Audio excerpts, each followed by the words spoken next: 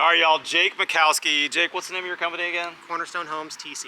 So, from a builder who's building single families to a builder who's building a giant building, what is going on here? Yeah, we typically do single family homes. We've done a couple multifamily projects, but this is the first one that we've taken on like this. And it's all the exterior walls and some of the interior walls are completely precast concrete.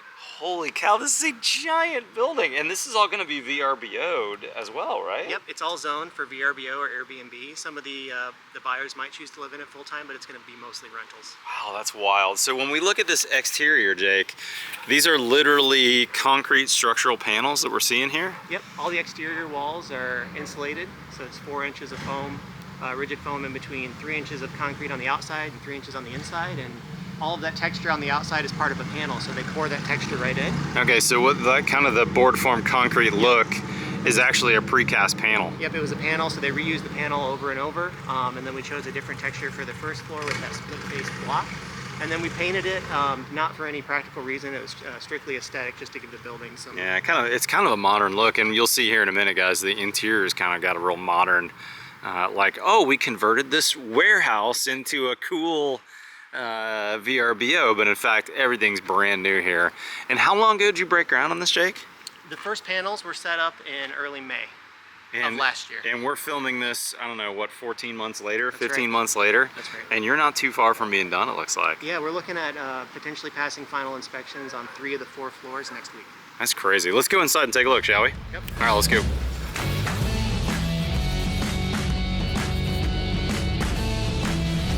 All right, Jake, hey, before we walk inside, I'm already noticing a real aesthetic for the kind of real modern, like you didn't do any drop ceilings in this hallway. We've got lights that are super kind of exposed and industrial looking, and see all, I'm assuming this is fire riser maybe, piping in here. That's kind of the look for this building, Yeah, right? intentionally that was our aesthetic, and then also practically in terms of the build, it made finishing these spaces a lot faster. Yeah, that makes sense. And check this out. Of course, we got a guy drilling in the next door unit. Always makes audio a little harder. They're putting up handrails for that inspection next week. Oh, they are, okay. Which is why I'm not going to slow them down. Yeah, no, don't tell them to slow down for that. So, I love the exposed spiral ductwork. That's beautiful. Thank you. And each individual unit has its own air conditioning system. Is there a gas furnace in there? How do you heat and cool these The buildings? entire building is all electric. There's no natural gas here. And the units in that closet there are called Magic Packs. It is a heat pump, and it provides heat and AC for the entire unit, and that's distributed throughout the unit through the spiral, and then you can see there's a return, and that's also where the filter is located, just above that door. And so does this unit have its own condenser on the roof, or is it feeding into a big 30-ton unit somewhere that's powering the whole building? Everything is encased right in that utility closet. Oh, really? Interesting. So those black grills I saw maybe are how you can actually get the outside air to the unit so it can act as a heat pump. Yep, that's right. Oh, that's wild. I didn't understand that when I was outside. And then when I'm seeing the exterior concrete walls, and for instance, this wall that has a window, did you sheetrock over top of that? Is that framed, or what are we looking at here? That is the finished concrete that they pour, and all we did was paint it. So that's exactly how smooth, and it's just a really good product that they delivered. And the units looked really nice. Some of them looked a little bit rougher than this one, and we didn't want to leave it completely unfinished on those units, so we decided to paint all the concrete walls white, but there's no additional sheetrock or framing there. Okay, and then this wall next door, which is a demising wall to a bedroom, that looks like sheetrock, is it? This is drywall, so this is a steel framed wall with drywall. Okay. But as we discussed, each one of these units is essentially a cube, where 5 sides of the cube are concrete. And the only parts of it, each unit that isn't concrete, is the wall between the unit and the hallway, and then the interior bedroom walls. Okay, so 5 side. 1, your floor is concrete. Your ceiling is concrete, so this is the floor above, which is structural. And then you've got concrete separating you from your neighbors on both sides. Correct, yep. Can you see that here? Oh yeah, you sure can. Yep. And then because this is the demising wall between, you can see the little ledge where the dock planking sits on the wall. Ah, so it kind of looks like a brick ledge on a foundation, maybe. Like if you were building a superior wall house, you might see that bump out. And so then these panels are actually structurally sitting on that ledge. That's right. That's pretty wild. How cool. Yeah. I like it, Jake. Thank you. It definitely has the industrial look that people like. Yeah. And then even though we can hear construction next door as they're drilling into the walls, our experience in the building has been, in terms of hearing voice and footfall, we haven't heard any voices between the units or any footfall between the floors, which is the number one thing we were looking for because these are going to be vacation rental units. Yeah. Being able to isolate the noise between the units. So these panels that are precast, who was the contractor that did that for you? We work with Kirkstra. They're based out of the Grand Rapids area, and they're a subdivision of Fabcon. They did And so all 50 units, all 50,000 square feet in this building, all came from them? Yep, everything, the floors, the roof, all the exterior walls and all the demising walls came from them. We worked with another subcontractor team for the steel framing for the interior walls. And all of that was panelized and pre-manufactured as well. So they did a CAD drawing and a layout of the entire building and actually pre-manufactured each one of the walls and shipped them in bundles. And then actually had a robot draw out the layout on the floor. And No way. So the interior framing of these units happened really quick too. Holy cow. But the exterior walls, these structural walls, and these floors, you crane those all in off of semi-trucks or something? Yep, they came in with a giant crane, came in with semi-trucks, and in a matter of weeks had essentially the entire shell of the building ready for us to work in. And we were able to actually start working before they were even finished because the rules here allow us to work on the first floor when they're laying the concrete for the third floor. So even while they were craning concrete panels in, we were allowed to work on other floors. Huh. Now, how do you get away with no insulation though? Because this is an all concrete wall.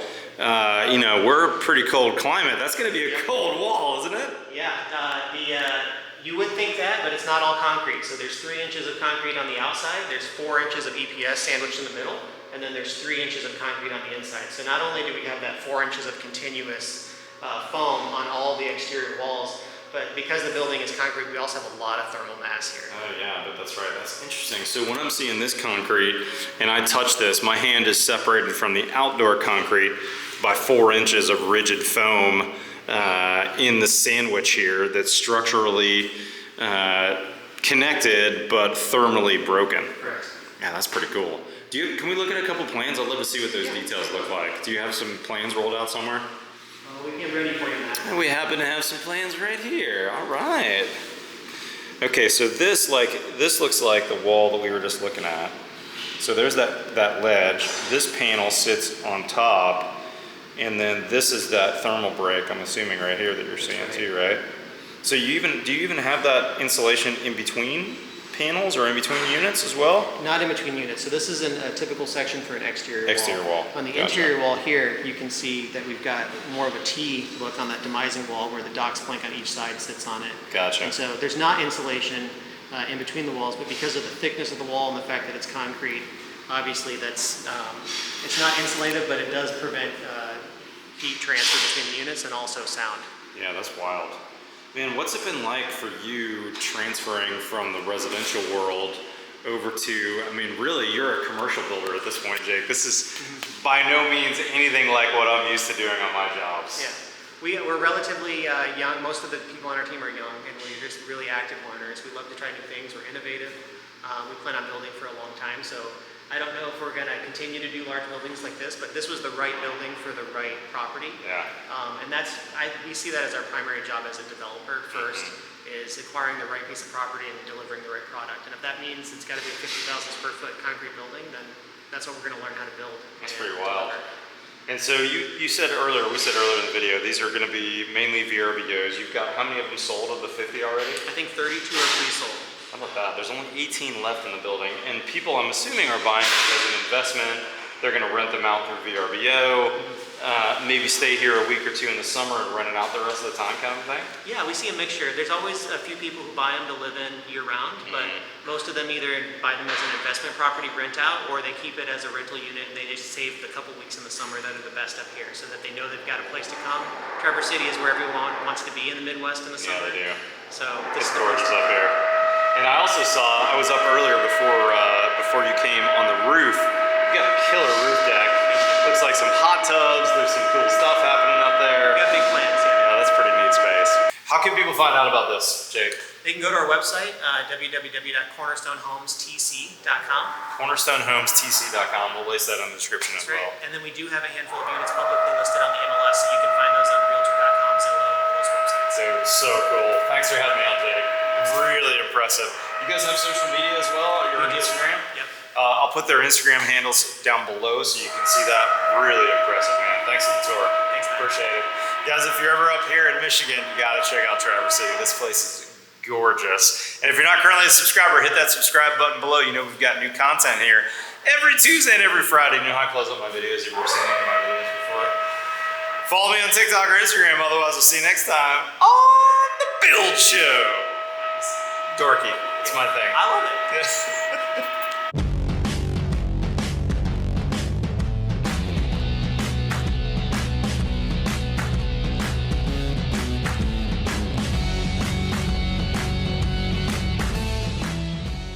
Hey Jake, one thing I thought of after we wrapped the video, give us some cost comparison, because I think most people watching my channel are not commercial builders, they're residential builders, which I would consider you originally an OG residential builder.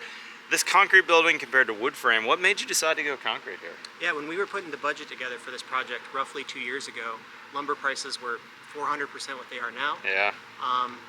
The labor market up here in Traverse City, we're not a large area, so Yep. we were likely going to have to hire framing crews from larger areas like Grand Rapids or Detroit. I could see that. So multiple subcontractors, lumber being very expensive. When we compared that to this project, the cost was very comparable. And what we benefited from here was the seamlessness of having one subcontractor for the entire shell, the floors. And then the concrete really simplified our fireproofing and our sound blocking for between the units. And so for us... So the precast company also provided the labor and kind of the management of the crane assembly to do that assembly. So they're kind of, in some respects, they were all in one solution for you. Yeah, it was really, the entire shell was, I might be overstating it, it was really a dream as a GC to have another company come in with the crane and manage the entire shell of the building. And that's kind of cool. To come in afterwards and finish it out. Yeah, that's pretty neat. And then also, probably can't tell in the video because it's a little echoey now. There's no furniture, there's no rugs. We just have bare walls, but I think this building with concrete floors, concrete ceilings, you're not gonna hear a thing from that neighbor upstairs, even with high heels on, even if they're stomping around. With that concrete in between the floors, these are gonna be really quiet units, I suspect. Plus, it probably made fireproofing really easy. The only wall that you had to really do much fireproofing on was that wall between the house and the hall, or the unit and the hallway, right? Yeah, really just that hallway wall, and then fire caulking all the penetrations through the concrete, and that was it. Yeah, that's pretty wild. And then our experience too is like, even if we were working on one floor and the drywallers were playing really loud music and hanging rock on the floor above us, we didn't hear them at all. Yeah. That's crazy. So we think the guests will be really happy with how private each unit is. So as long as you're not drilling into the wall to put handrails on, which you may have heard on the video, sorry about that. I think it's gonna be pretty quiet. Jake, appreciate the tour, man. Thank you. Very cool to see you, brother. Catch y'all later, guys.